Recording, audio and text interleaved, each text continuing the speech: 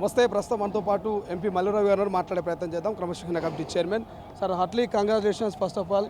So ఏంటి మొదటిసారి అనుకుంటా క్రమశిక్షణ కమిటీ భేటీ ఏం జరిగింది?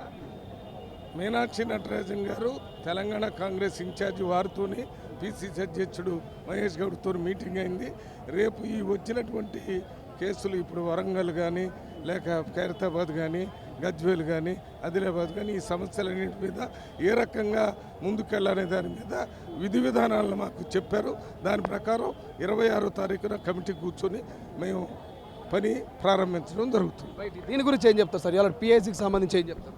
పిఎస్సి వాళ్ళు కూడా రాష్ట్రంలో జరుగుతున్నటువంటి అన్ని సమస్యలు ప్రజల దగ్గర పోతున్నాయా లేదా, వాటి పోకపోతే ఏ రకమైన చర్యలు తీసుకునే దాని మీద చర్చ జరుగుతుంది.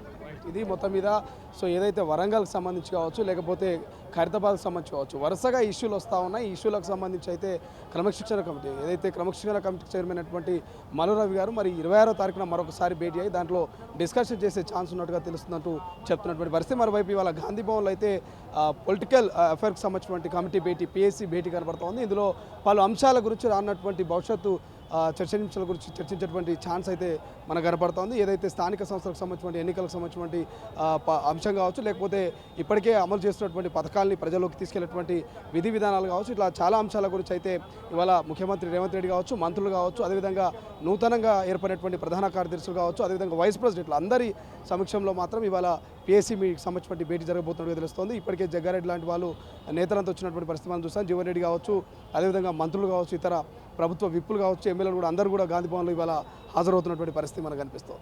కెమెరా పర్సన్ అజయ్తో శ్రీశైలం, తొలి వెలుగు, గాంధీ భవన్. అసలైన తొలి వెలుగు. ఫాలో వాట్సాప్ @తొలి వెలుగు అఫీషియల్.